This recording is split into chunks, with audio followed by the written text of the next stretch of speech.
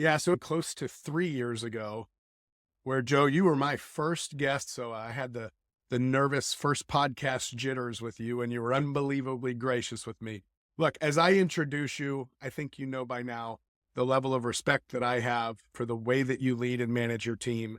You lead courageously, sincerely, very strategically, and data drivenly, if drivenly is a word.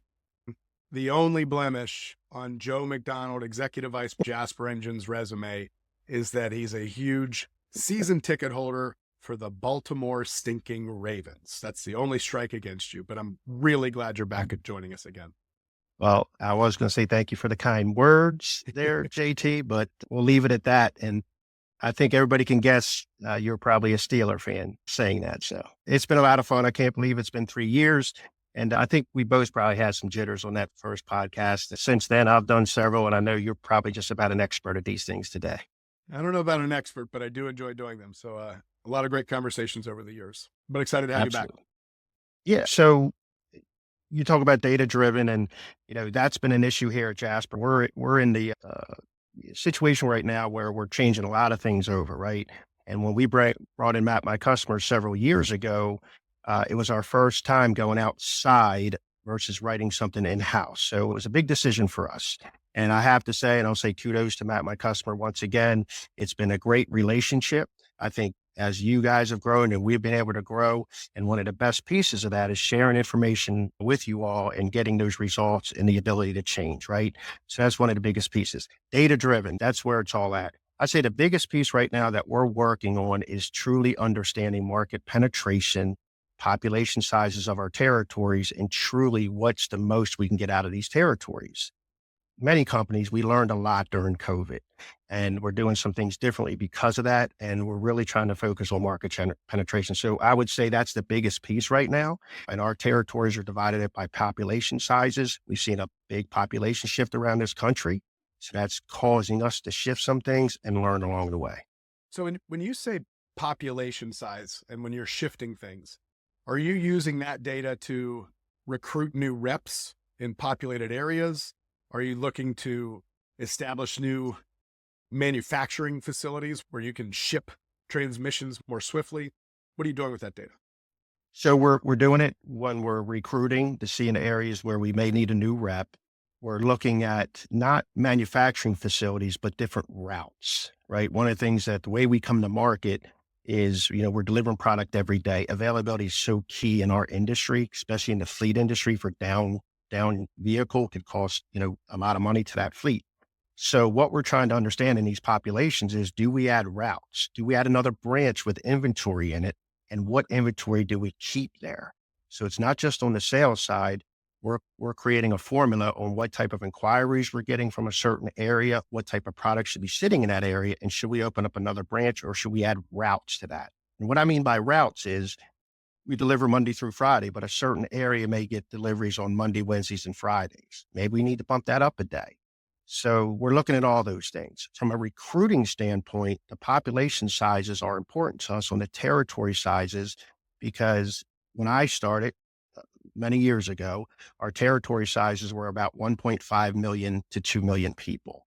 Today, most of our territories in that 2 million to 2.5 million.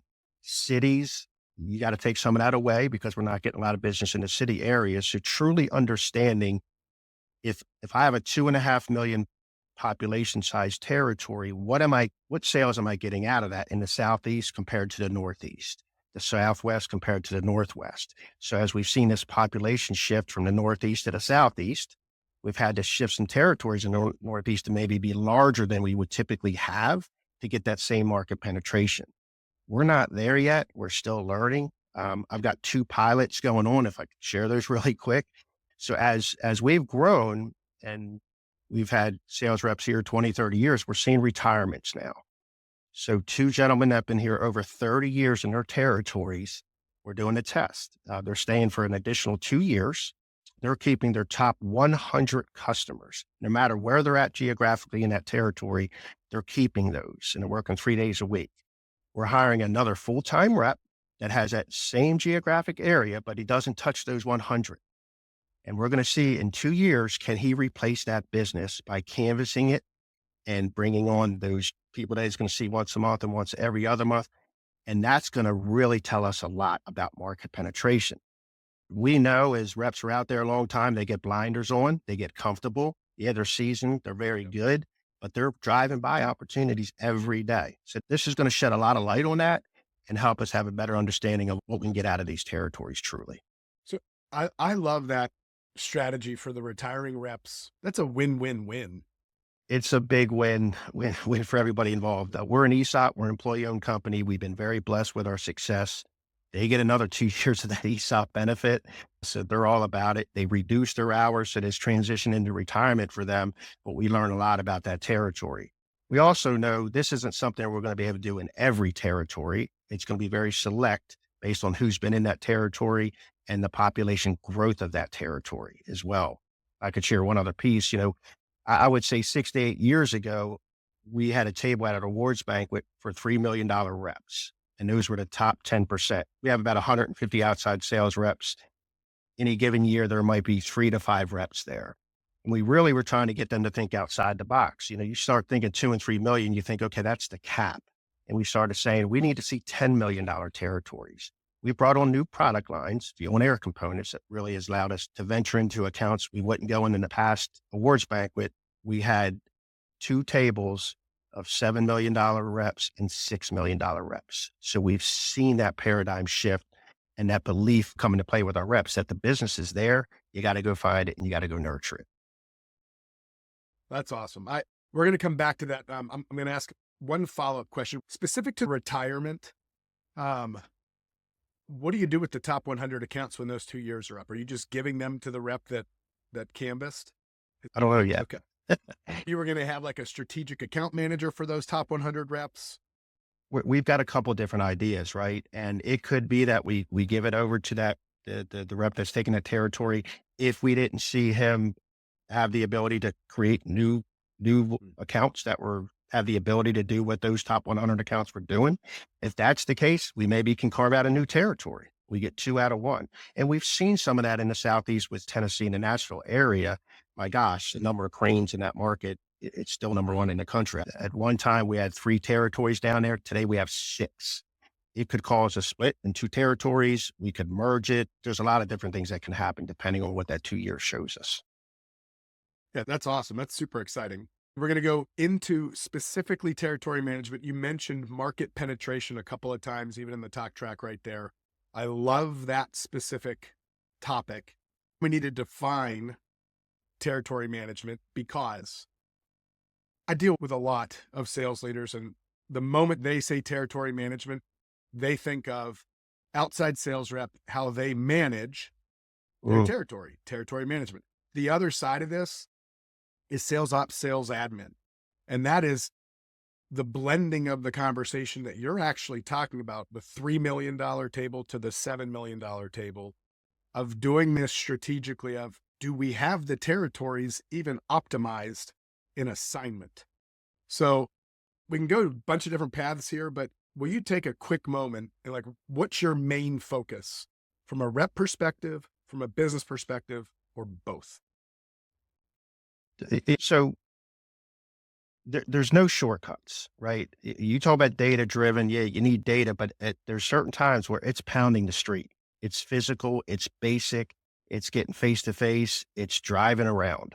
And today, when we hire a new rep, we have them canvas that territory. We put a new rep on a guarantee. Hey, this is your offer. It's a guarantee plus quarterly bonus. We don't want them chasing sales, looking over their shoulder for commission the first year they're here. Get comfortable learning our system of selling, which is pretty intense on our processes. So this is somebody coming in with sales experience most of the time and maybe very comfortable doing something one way. And we're going to really make them uncomfortable the first year to get into our process of selling. So we don't want them worried about the sale, worry about the physical aspect of canvassing. So we divide our territory up into 4 quadrants. They spend a week in each quadrant. They start on the first quadrant on the corner of Smith and Jones Street, and they start driving. And they stop at every opportunity that they see as they grid out that T group. And that could be, independent repair shops, fleets. It could be an industrial complex that's got some bay doors out back that they need to ride around and find a diamond in the rough that a guy just started a business on the side, or whatever that is. And that takes a good year to 18 months to do properly, because as he's canvassing, he's adding accounts. He's adding the guy. Oh, I need to see this guy every month. I need to see this guy every other month. Plus there's existing business there. Once he's out there a couple months, he's trying to do his regular calls and still go canvas. I can't stress that enough. We work off still physical map books. A lot of our folks do. A lot of them have something online now today that they're utilizing, and we're comfortable with that. As long as they have something that when they come back into an area 2 months later or 3 months later, they can easily reference something and say, yeah, I've been down that road. I've already canvassed that area. I need to go here next. And after that year, 18 months, JT, we want them to have the confidence that I or anybody could go into that territory, and he's got to have the attitude that I dare you to find a place I haven't walked into. Okay. That way you got to pulse what's going on in your industry. And as you've canvassed, you've added to key people that you want to go back and help grow their business. And it's a very small percentage. They're going to go into 2,500 to 3,000 opportunities during that canvassing, and they're going to end up having 400 shops or key customers that they're going to go in and start to build that business with them. So it's really that uniqueness of who they're trying to find. And as they're canvassing through, and that changes, people go out of business. Heck, a technician leaving one shop to go to another could change our business drastically. So it's understanding that business. So hopefully I answered your question there on that piece of it, because at the end of the day, that's still beating the street and physically seeing what's out there. So one of the reasons why I respect you so much is you come up with some one-liners that just stick with people. And so for any listeners out there, follow Joe, because he comes up with measure what matters. And so there's this huge push and pull and this philosophical war of big brother versus actually leading a team towards revenue. Joe does not do big brother. He leads a team to revenue because at any moment, Joe can actually define these are the steps and these are the actions that actually drive revenue. And therefore, you hold them accountable to those steps that drive revenue. So you measure what matters, those activities that drive revenue. Will you take a moment and discuss those activities that you track? Absolutely. And we make that very clear during the interview process and the onboarding process. They go through, if I could just touch on that very quickly, it's a pretty lengthy process. There's an initial interview with our HR department. Somebody passes the test. Here's somebody we want to talk to. They'll get with that local sales manager. There's a ride along done on a full day, first thing in the morning, all the way to the end of the day. And once they've done that, they'll get to me. So when they get to me, they've talked to 4 people. They don't have a lot of other questions. So I'm able to get pretty direct with these candidates. And my biggest focus on is our structure, what I'm getting ready to share that you talked about, our process, our recipe for success, right? Are they prepared to come into that? And we don't want them 3 months down the road. Well, I really wish I'd have known that when they were looking for me. And I don't want to sound arrogant here, but we realized a long time ago, for somebody to come in here and fit into that process and succeed, we're truly looking for that top 5, 7% of that outside sales work person and character, right? So in saying that, that process starts with a daily activity. We start our day, you make your first call by 8 a.m. You make your last call at 5 p.m. We try to get 13 good calls in throughout the day.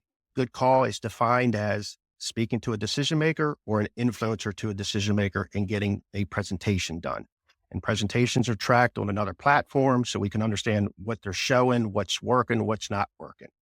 So that's kind of the day piece. From a presentation piece. 1 second, Joe. Yep. Let me be rude and interrupt you. No, please. Define presentation again, because look, I deal with outside sales leadership and executives all the time, and they're not holding their reps accountable for a presentation at all. 99% of outside sales driven organizations are showing up for a check-in. Hey, how you doing? They'll do a donut drop. Hey, thanks for the donuts. Did that actually further the relationship to drive revenue? I don't know. I showed up. I put the time in. So define a presentation. Great point. So, what you just described, we call that professional visiting. We're not looking for professional visitors. We're looking for experienced outside salespeople that can advance the call. And if you walk back to your car and you sit there and you get ready to write up the call and you can't say, I've moved this forward in some way, and it could be as simple as you got a conversation with a gentleman that you haven't been able to get in front of, right? It could be that small of a step. But a presentation is defined as PowerPoint presentation, at least 6 slides are shared. We have video presentations, and most of our videos are very short. We're walking in without appointments all day long. That's unique in the outside sales world. We have some appointments with fleet managers, but for the most part, they're walking into that independent repair shop during the day. The owner could be under a car, behind the counter, talking to a customer. But after several visits, they're going to see that Jasper person and realize, let me set my wrench down and give him 10 minutes, because when he comes in here, he's to the point, he gives me something that's valuable, and he leaves. So it takes a little while to carve that out, right? But that all goes back to the presentation. We show videos. So that video presentation needs to at least be the full video, or at least half the video has to be shared to come out and call that a good call and a presentation. Now we can read that, right? We've got the data there. How long was the video? I don't need to get into the weeds of that, but we're going to see if a guy's struggling. What are you presenting? Are you showing full presentations? And what are you talking about? So everything from literature, PDF files, we have the ability now to email a presentation to a customer afterwards and can see if they open the presentation and review it. I'll share something very quick with you. And this is all about the data. This is a different platform we're using for this. And this is the first time we truly are getting this data back. We have some reps that throw out these emails, and you figure 60 to 65 good calls a week, and we see 60 presentations being emailed. The opening percentage of those are very low. So that tells us I've got a professional visitor. He's mentioning he's in there, then he emails it to the customer. The customer's not opening up. But then I have sales reps that are emailing that presentation to the customer after the fact, and it's a low number, maybe 25 times, but the open rate is 60, 70%. That's the data I need. What are you doing? How are you presenting that to the customer to where the follow-up is being opened up and forwarded, or these guys are just throwing darts? So that's part of that data we're starting to get back and decide and share this back with our reps, that this is what you're doing. This is why you're not getting the feedback or the closing percentage that these guys are getting. So I know I went on a little tangent there for No, you, that's but hopefully that answered fantastic. your question. Look, I want to show some love to Big Tin Can. That's the company that you're leveraging for those presentations.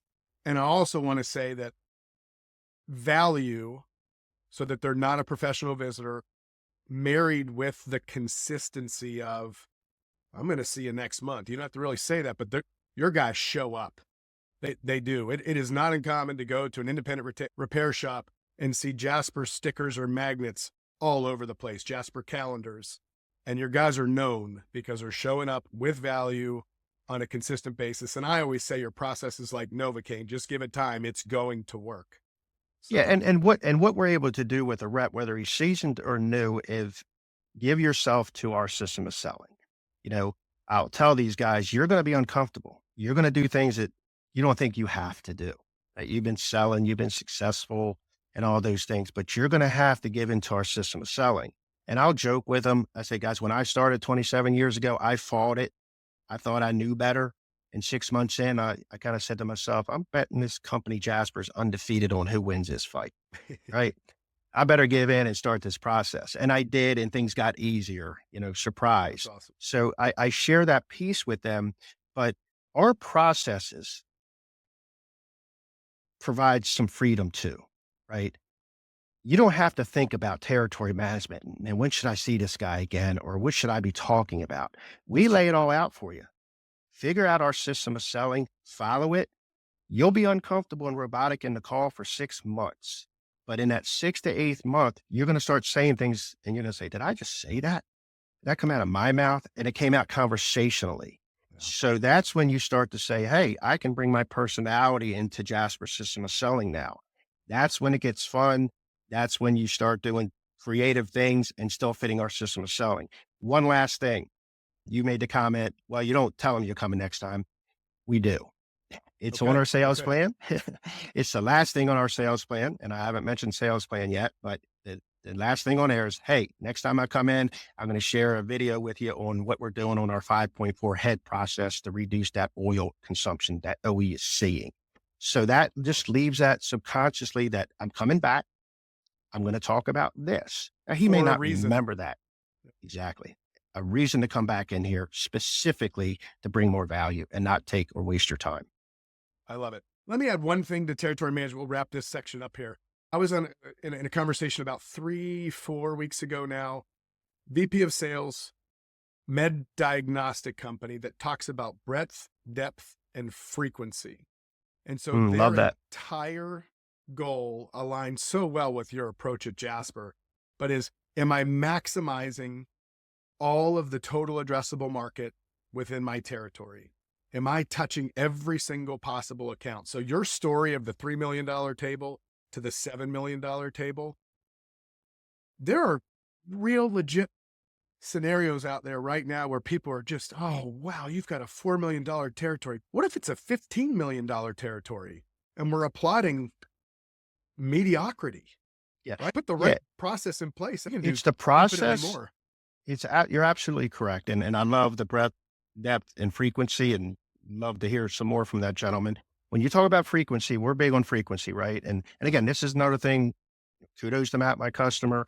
As we've worked with you, we give feedback, you react, you bring solutions. We can't ask for anything, better than that. And the frequency piece is so important to us because we do have customers we see once a month. We have customers we see every other month.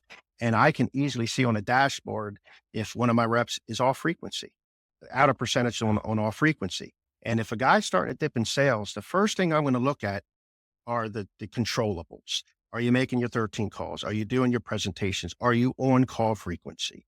That's the first thing I'm going to look at. If he's off on that, why don't you get this square? And then I'll come back and take a look at it. And I bet you if you get this square, you're going to see some results in your sales dollars. And if you don't, I'll get in the car and I'll go to war with you because there's something else out of kilter. We got to figure it out. Maybe you're not relating to the customer. Maybe you're talking about the wrong things. We make it very clear. Our sales process is 50% of your success as sales increases are. So if you're the number one rep in the company this year, but you've struggled all year on your sales processes, that's not successful to us. It's got to be both of those. And just imagine if you're up on your sales processes, what that sales increase would have been, as you just shared, JT. So we make that very clear. And in our awards banquet, we provide awards and you'll see rookie of the year, and maybe a rep that was up 800 grand, but the rookie of the year was up 400,000, but his other 50% was much, much higher. He's going to be our rookie of the year or veteran of the year. So we really take that into play and make sure they understand the importance of it. I love that. I absolutely love it. But before we wrap, I think I may have asked you this 3 years ago, but here we are, 2024, and I'm still blown away at the lack of sincere leadership over outside sales driven organizations with regards to data, with regards to helping their reps be strategic. If you were sitting around a table having a beer, a cup of coffee, or a round of golf with one of those outside sales leaders, what would you encourage them to do as a first step? And this might be a tough question to ask you there, but Yeah, I've had some of these conversations and it was tough at first because listen, it's the fear. It's the fear. If I do something, will I lose my best guy or will this happen? It's no different than, and again, I would ask these VP of sales to think about their customer base and what advice that they give their customer base. We're very consultative. In the automotive industry, you have these shop owners that were technicians at one time, had the dream of owning their own shop. Now they do. They have no idea how to run a business. Our guys are walking in and out of shops all day long. Within a year, they're an expert in this industry, whether they know it or not. So I will answer your question. What we typically tell these shop owners when they're struggling or that tech that's turning the most work, but he's a pain in the butt. He's negative. He's poison. Everybody's walking on eggshells around him, and they call them prima donnas in the industry. They have to move on from that gentleman. As tough as it is to take that and move away from them, they've got to make that decision. And when they do, it's always a deep breath. The other technicians, what took you so long? What are we doing? And then he'll see those sales come back and watch his business grow. I share that because you bring that back into our world and a sales perspective, and we're afraid to make change just like they are, but we know that they need to make it. It's easier to tell somebody else to do change than to do it yourself. So I would say to kind of think about that, look in the mirror a little bit. But the suggestion I would give them, and I have provided them, is just do it 2 steps. Look at your top 5 outside salespeople consistently at the top. First thing they're going to do is sales. They're at the top in sales. Okay. What do they interview them? What are you doing?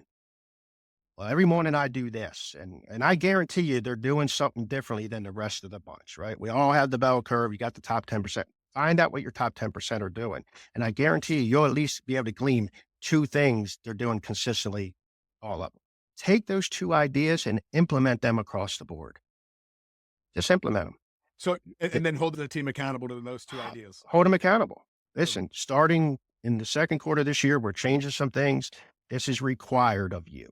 Okay. It's these appointments on Monday morning. You have to have 2 appointments before you leave the house, whatever it is. You have to do it. Hold them accountable. And when I say hold them accountable, once you say it, you have to hold them accountable. Then you'll start to lose some of that, integrity and respect with your team that, yeah, they had us doing this, but I ain't heard anything about it in 6 months. I stopped doing that 3 months ago. Have you heard anything? I haven't heard. That's killer, right? Hold them accountable. And then let the results speak for themselves, right? You'll start to lift some, but you're also going to find out those who just aren't going to do it. And I'm sorry, they don't belong. They don't belong. If they're not providing the sales and they're also not in this, and that's where you got to start to weed out that weak. But that's my biggest piece of advice. Start out small and then start to implement that into the process. We know we're not for everybody. And that's why we have a fairly lengthy interview process. And we weed most of them out. It's just not going to fit. We also do a personality profile during the interview process to kind of understand who we're hiring. We're looking for character. And I sum it up this way, and you kind of said it a couple minutes ago. Would I sit down and have a beer with this guy and enjoy it? Enjoy the conversation with this guy outside of work, just in my interview process, got to learn this guy a little bit. If I can say, yeah, I think I'd like to talk to this guy more over a beer, it's probably going to fit into this culture. It's really simple as that. Now, will he buy into the system of selling and all those things? We got to play that out. But at the first, we need character coming in. Just start out small, take 2 pieces from those top 10%, implement them, hold them accountable, and build upon that. I love that because that is reinforced. One of the things that I took from you 3 years ago is going back to something we covered earlier, is being able to articulate what drives revenue. If you are an outside sales leader, even director of sales, VP of sales, CRO, and you can't say these are the actions or the steps that drive revenue, you got to start there. And I love interviewing the top 5 reps and gleaning 2 or 3 things from each there. So fantastic advice. Joe, it's always great to speak with you. I'm grateful for your time. Certainly love serving you and the Jasper team, and looking forward to our paths continuing to cross. So thank you very much. I appreciate the platform. I'm passionate about the sales industry as a whole, and I appreciate the platform to talk about it. That's it for this week. Don't forget to subscribe to the Field Sales Leadership Guide podcast and visit us at mapmycustomers.com/podcast for more episodes and resources to help you lead your sales team to success. Thanks for tuning in, and we'll see you next time.